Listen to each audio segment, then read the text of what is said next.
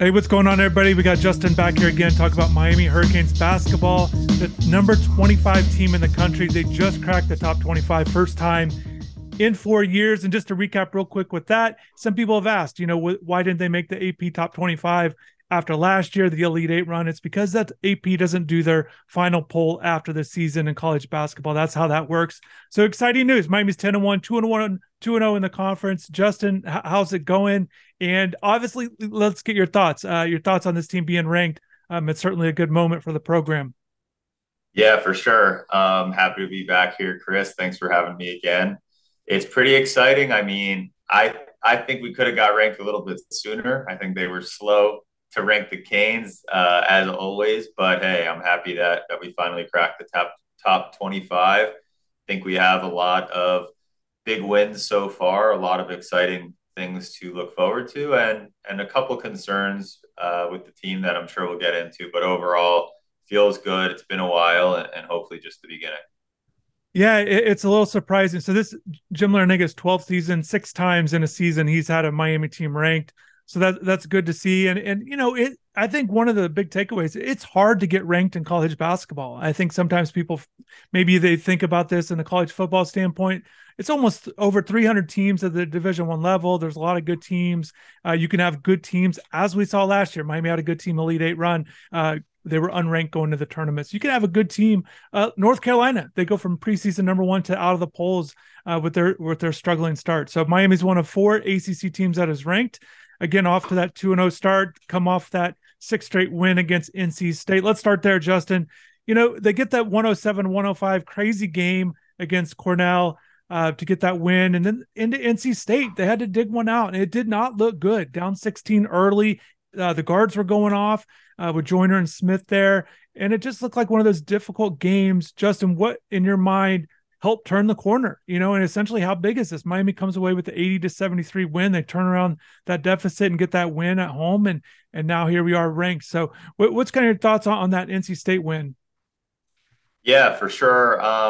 Couple things as far as the Cornell game as well. I mean, a little concerning, like I mentioned before, the defense. I mean, giving up 105 to Cornell is never okay, and then giving up again 73 to NC State. I mean, the defense has not been great. However, I think most importantly, we're coming out with wins, so we're finding ways to get it done. I think that overrides the poor defense because at the end of the day, there's only so many games in a season. We know how it is. A win is a win. You get the win and move on. So overall, big success to come out of both of those games with a win. I think the NC State game, especially. Look, I've been around the program for a while. I would say we're notorious for slow starts on these Saturday, Sunday afternoon games. When I was in school, I remember, I guess that was 2013 season, maybe it was 2012. Same thing, first ACC game of the year, NC State afternoon game, and we blew a game that we should have won. So still got the win. Came out to a slow start. I think the defense did pick up when we started to trap a little bit, force some turnovers, force some confusion from their young guards. But look, we got the win, and the ACC schedule is going to continue to be tough. So happy to get that one under our belt. Yeah, definitely. And like I said, trapping the ball there, that it looked like it definitely made an impact. It felt like they were getting some things going there, even though they were down by double digits. It was just some good moments there. And obviously they carried it over in the second half. I thought it was very big. Those two threes out of the second half to quickly get it down to 3 points there with Nigel and Isaiah hit those threes 40 seconds in, only down three, as opposed to chasing the score. Sometimes it becomes difficult. And sometimes teams can't get over the hump because they're chasing the score so much just to get close. But for Miami to close it within three so quickly in the second half, and they still had to get over it because it got back to eight. It was just a tough game throughout. And like I said, Joyner was going off and they did a good job. Defensively, Justin, let's talk more about what we're seeing defensively.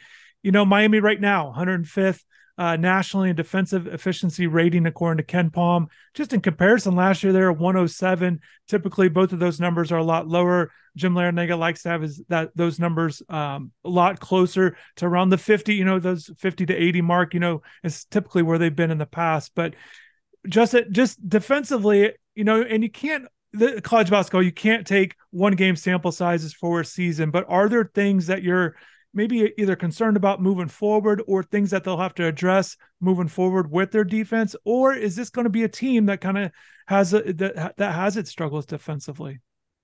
It's tough because if you look at the team on paper, I mean, there are a couple glaring things, whether it's our front court, pretty undersized, giving up some offensive rebounds and some putbacks, easy opportunities, which definitely make the defense look worse overall.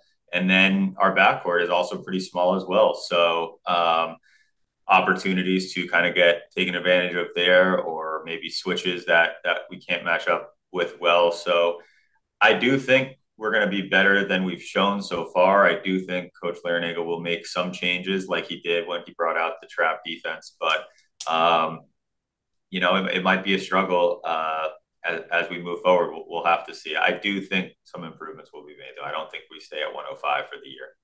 Yeah. One of the things that I think is interesting, I asked Coach Larinaga about this after the game because I'm finding it fascinating. Justin, we've talked about this in these other shows that we've done about the defense or just the rotation, with this lineup. Yes, they have their starting five. All five guys have started all 11 games so far this season. However, we're starting to see some minutes distribution, and particularly Harlan Beverly got a bunch of minutes last game off the bench, was a plus 16. He performed well. And one of the things Coach mentioned in my response to responding to my question was he feels like it's just going to be a game in and game out kind of deciding on matchups. And I do understand it seems like that's going to be the case unless they really feel comfortable and confident of changing the starting lineup. But, Wooga's minutes has gone down. We saw Nigel Pack go under 30 minutes. He's dealing with some fouls, not making shots. We'll talk more about him offensively, but I find it interesting that they're kind of making some moves with the rotation, but I don't see anything glaring where it's like, okay, this guy's getting 20 to 25, 30, and someone automatically is going to do that. I think it's going to have to take a lot. And what we've seen too is I don't think Coach Larinaga is going to make that move ahead of time. I think maybe if they're really struggling, but we're not seeing that. We're seeing struggles maybe in spurts, but nothing glaring for a whole game. Other than that Maryland game obviously didn't go well, but other than that, they've done pretty well. But I am interested to see how this rotation stuff goes. Christian Watson gets to go in there early in the game. AJ Casey gets into the second half early on, and that was some differences. So that he is trying to make some moves there. But rotation wise, Justin, are there some things that you see, or maybe some things that to watch for moving forward? Well, a couple things. I mean, I'm looking over the box score from last game while we're talking here, but first thing, and I brought it up last time, is those Harlan Beverly minutes are so crucial. I mean, like you said, it's almost a case by case basis, but when he comes in and he's able to contribute, that really takes the pressure, I think, off of not only Coach L, but some of the guys that are responsible for playing almost all the minutes. So he's been great. I love him getting back into the flow and getting some minutes.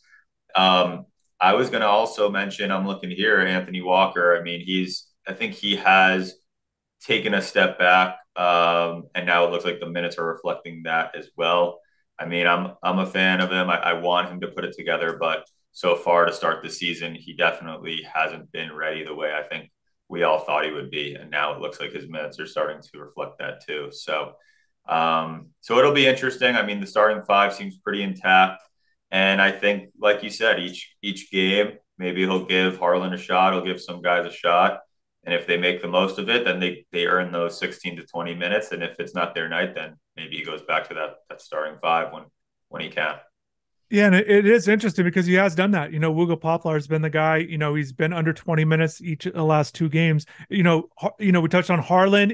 One thing about Harlan too, I'm looking at his advanced metrics here. Offensively, a 92.5 offensive rating, which would be the highest in his career since he's been in college. So that's good. He's making threes out of over 40%. Not a lot of attempts, but just being efficient with what he's given there on the offensive end and defensively. Like you mentioned, we are seeing some good things, and his plus minus is good for the season.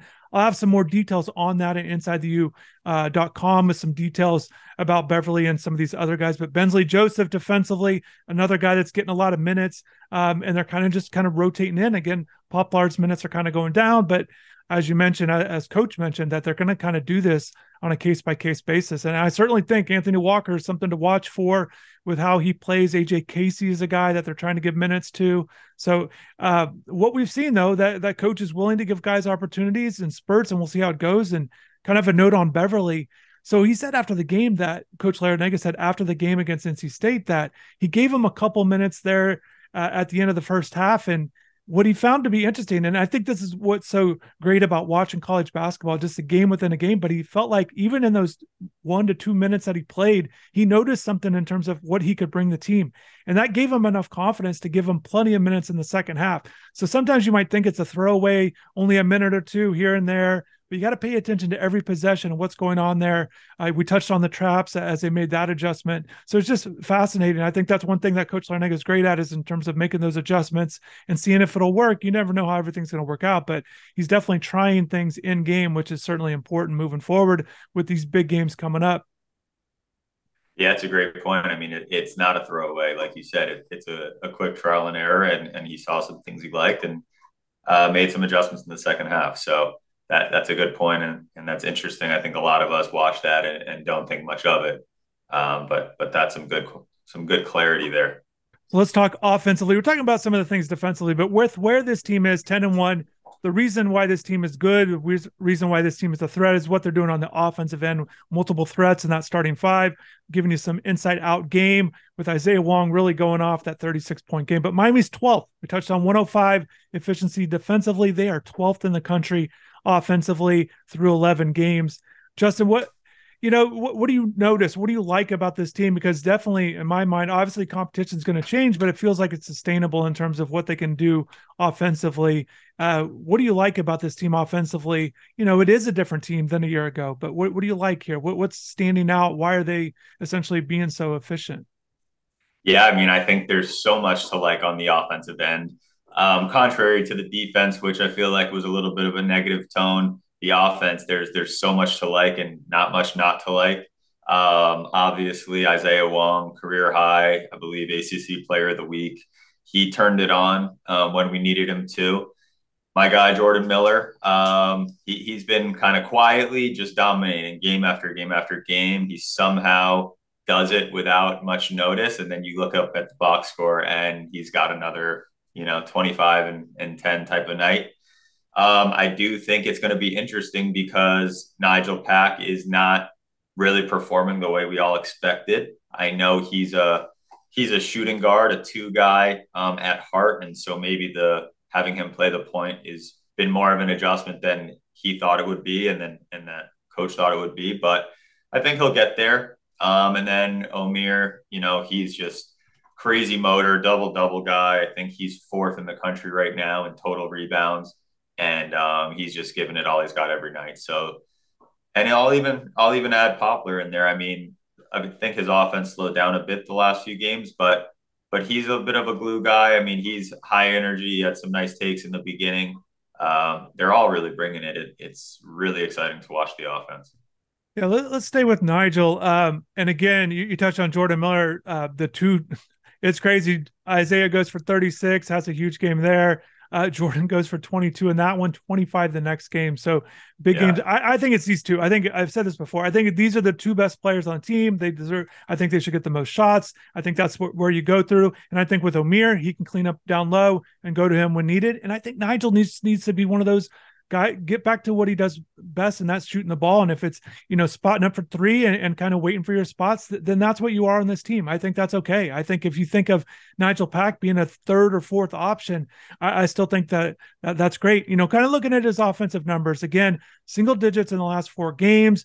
But one thing I like is that he is shooting the ball. He's got 12. I'm looking at his attempts. So it goes 12, 9, 12, and 10, making 3 shots in each one. Certainly expect those numbers to go up. And he's made a 3-pointer in every game this year, this season, but one. So although the numbers aren't great totality wise, I think they've got a chance to improve. I think it just takes time sometimes. And as you mentioned, adjusting to point guard and different things like that.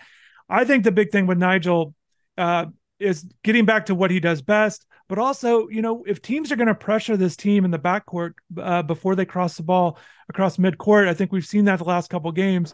They're just going to have to bring it up by committee, whether it's Isaiah, if Jordan has to handle it, Nigel. They don't have this comfortable ball handler unless Bensley's in the game. But even when Bensley's in it, it's not like he's the only guy bringing the ball up. So they just got to make sure that they're on point there. And I think that's okay. I think even though it's not Nigel's strengths, I think there's ways to get to his strengths, and that will be important to do on the offensive end with him. Yeah, 100%. I agree with you. I mean, Isaiah and Jordan, especially now seeing it 2 years in a row, they are kind of the core here. But I think Nigel's gonna start to get it together. I think he's got to just keep doing what he's doing. Like you said, the attempts are there. Keep the confidence up, keep the attempts up, and I think the numbers will follow. So it's exciting. I mean, I'm sure we'll get to it, but it's going to be interesting because we got this high powered offense, and I know we got Virginia in a couple games from now. So it's going to be interesting to see if great offense can be great defense. And certainly plenty of time to get in the Virginia game. But let's touch on it a little bit, Justin. So they got St. Francis, Pennsylvania, up on Saturday. Then they got that number 2 team, Virginia Cavaliers, coming to town. Hopefully we see a good crowd and certainly a good game with what Miami's doing offensively, with what Virginia always does defensively. It should be interesting. Justin, we'll wrap up here. Again, I don't want to get too much into Virginia stuff. I have time to talk about that. But Miami struggled against Virginia. What ultimately, and I think, look, Virginia, it makes a lot of people struggle against Virginia. I don't want to make it sound like it's just some random team. What makes it tough? What has made it tough for Miami to do well against that team in particular? Because Miami has found success against other programs, the Dukes, the UNCs. They have found ways to beat them, but Virginia is just a tough one for Miami over the years. Yeah, Virginia is a tough one. I mean, they really make you play their game, and you got to grind it out. So right now, our high-powered offense, I would say, has been helping us find ways to win. That's not going to work. We got to play a much better defensive game, and we have to be able to score in the half court as well. So if we play good defense, we force turnovers, we can get out in transition, then we can play the offense we're used to. But if we don't have it on the defensive end, we're going to be forced to play that slow, grinded out offense, which I still think we're capable of doing. Don't get me wrong. We have some great shooters and some guys that can slash to the basket, but the defense is going to be what helps us get through in this game. And that's where we need to see some big improvements. So it's going to be interesting. Yeah, and that Virginia, I urge everybody watching this video to check out the Virginia game before they play Miami. They play number 5 Houston, which should be a fascinating game. It'll be interesting to see whether Virginia wins or loses that game, how they'll bounce back against Miami. While Miami can, they're looking to cruise in that first one against St. Francis and then get ready for Virginia. So just an interesting way the schedule works out, but definitely check that game out. Justin, I appreciate you doing this. Everybody else, drop in the comments below. Let us know what you think about this team. And also stay tuned to InsideTheU.com for more information on the Hurricanes. All right, Justin, I'll let you get going. All right. Thanks, Chris. Always a pleasure, and we'll talk soon.